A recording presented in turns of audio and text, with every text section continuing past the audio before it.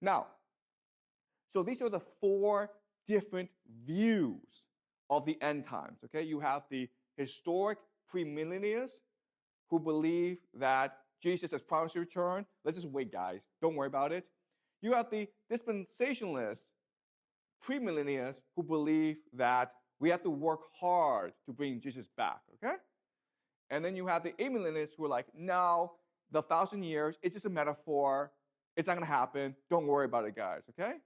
And then you have the post-millennialists who believe that it's up to us to establish a good world. Jesus is not going to do it for us. If we do this, then Jesus will return. Okay?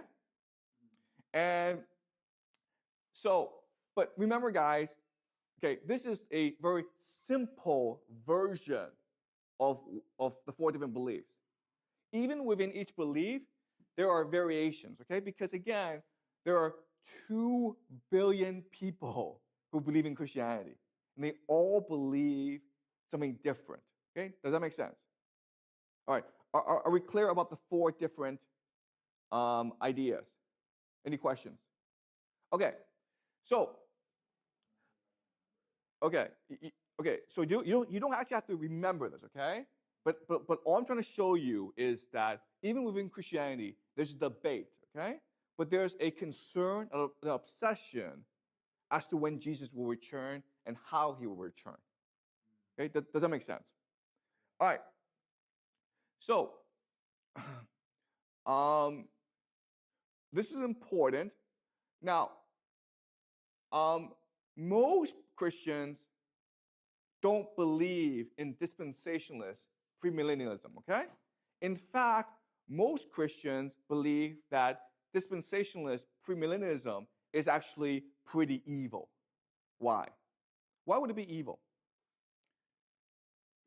We cannot believe in dispensationalist premillennialism because it's evil. Why? As a Christian, why would you think this is evil?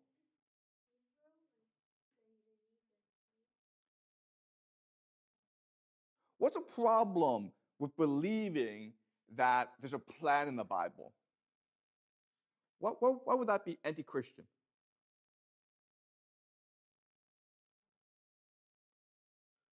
Okay, so this is hard, okay? But the idea is that with this plan, you're trying to manipulate God. Okay, does that make sense?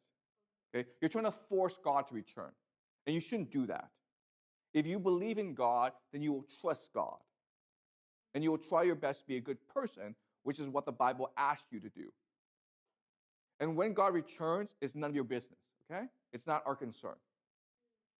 So the dispensationalist premillennialists are an extremely controversial minority within Christianity, okay? Most Christians don't actually believe this. And they find that a lot of these beliefs to be evil.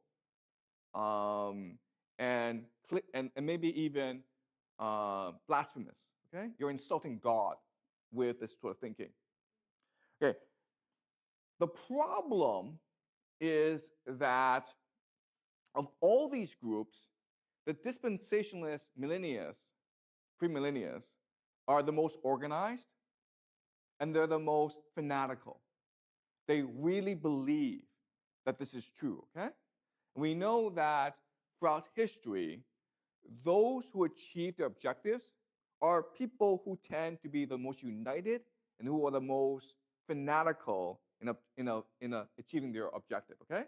That's the first point. Second point is that this sort of belief thrives in a time of massive uncertainty and inequality, like the time that we are living in today, okay? Where inequality is growing, where there's more instability and uncertainty. So in other words, there are more and more people who believe in dispensationalist premillennialism. Okay, does that make sense? Okay. All right. So why this is important is that dispensationalist premillennialists, as Christians, have done a lot to cause conflict in the Middle East. Okay? So they're the ones who are actively encouraging conflict between the Palestinians and the Israelis. They're the ones who want Israel and Iran to go to war. Why? Why are they actively encouraging conflict between the Palestinians and the Israelis? Why are they encouraging a war between Iran and Israel? Why would they want a war between Iran and Israel?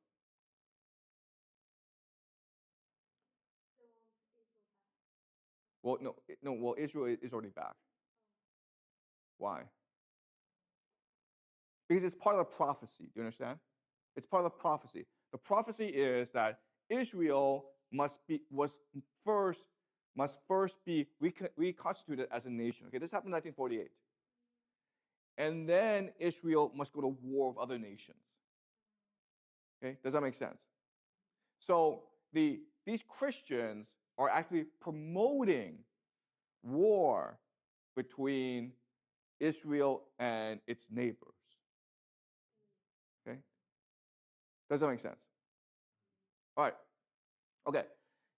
So now the other thing is that after the Reformation, okay, they developed a new theology called Christian Zionism.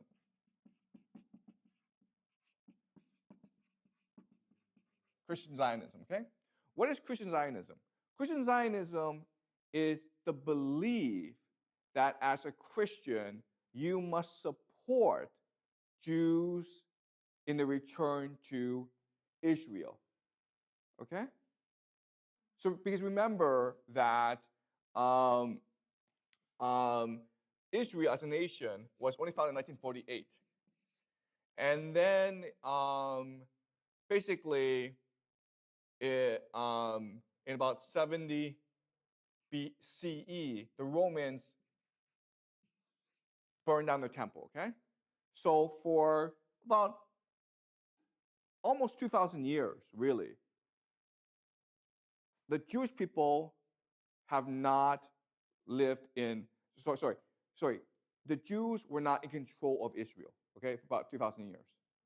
And there are Christians who believe that it is our responsibility, it is our duty to help Jews take control over Israel.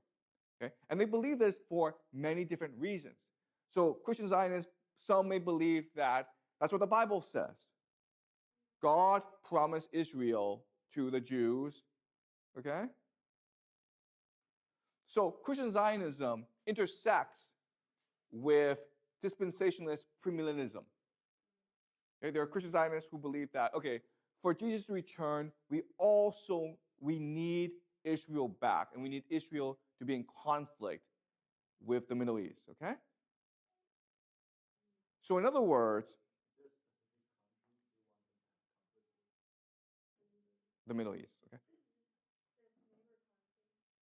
Okay, all of them, okay? So Christian Zionism, I mean, you can make the argument that it's a pretty evil idea. Why? Because they're using the Jewish people as a tool, as a mechanism in order to achieve what they believe, which is the return of Jesus.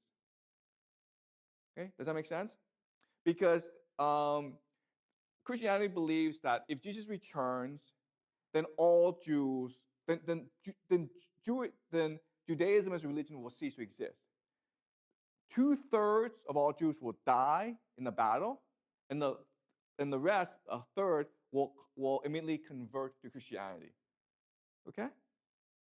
So you can make the argument that Christian Zionism, it's a pretty cynical and a pretty evil idea. Okay? And then from Christian Zionism, we have the idea of Zionism. Okay? And Zionism is the belief among certain Jews that two things, okay? One is that the Jews are the chosen people of God and that Israel is the promised land. And therefore, Jews must return to Israel. Okay, does that make sense?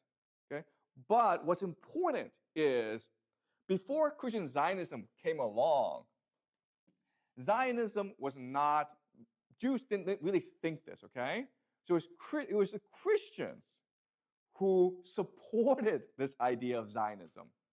And even when this idea came about, which was about 200 years ago, it was an extremely unpopular religion, a very extremely unpopular idea. The reason why is Jews didn't think they were a race of people. They felt they were a religion.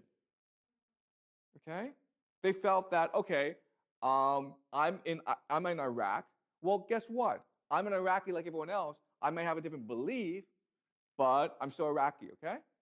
They didn't put the religion above their nationality or their race, okay? Do you understand? And Zionism is like, no, being a Jewish person is a race, and therefore you must return to Israel, okay? The problem with all this is that in Israel, Palestine, it was mainly Arab people, okay? So there were very few Jewish people. And in fact, Zionism couldn't convince anyone to come to Palestine, okay? But then, of course, the Holocaust happened. And after the Holocaust, many Jews start to go to Israel. And in 1948, they established the state of Israel, okay? And the Christian Zionists and the dispensationalists, premillennialists, were very happy with the establishment of Israel because they feel that we've achieved the first step in this plan to bring Jesus back, okay? Okay, does that make sense? Okay?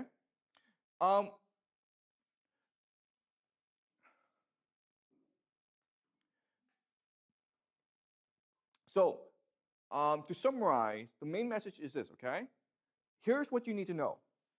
First is that there are many Christians who believe that Israel and the Jews must be used as a tool to bring Jesus back, okay? That's the first thing.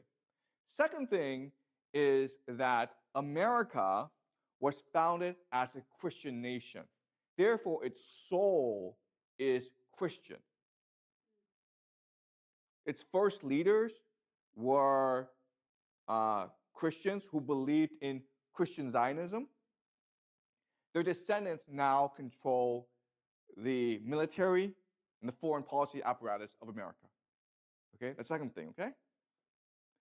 And the third thing is that Israel, as a nation, thinks that it can use Christian Zionism in order to advance its geopolitical interest, which is to basically gain control over the Middle East. Okay, do you understand? And that's what's driving the conflict between Israel and Iran. Does that make sense? Okay? What's driving the conflict between Israel and Iran is America believes it has a religious responsibility to protect Israel against Iran. In fact, if there's a war between Iran and Israel, that's a good thing because it's going to drive this prophecy and the return of Jesus, okay? And then people in Israel are like, you know what? If we go to war with Iran, America is going to fight for us. So why not? Right?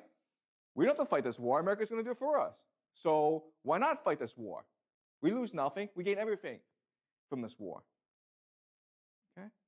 So the idea is that all this is driven by a religious worldview, understanding the world. Okay? And over time, this worldview will only become more popular in America. Okay? Does that make sense? All right. Okay, good. Any questions about this? Anything that's not clear about what I just explained? Do you mean to clarify anything?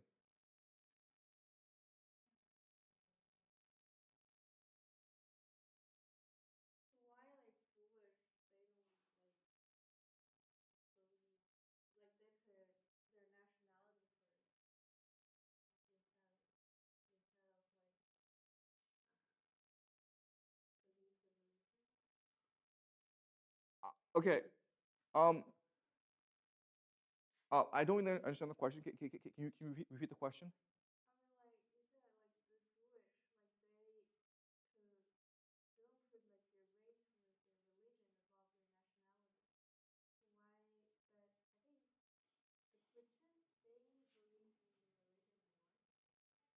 Right. So okay. So both Judaism and Christianity are religions. Okay. There's no race. There's no race to the idea of Christianity, right?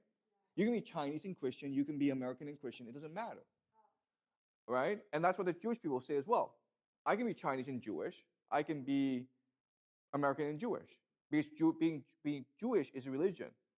But the idea of Zionism is that being Jewish person is a race. In fact, you are directly descended from the Hebrews in the Bible, which is complete nonsense. This is not true, okay?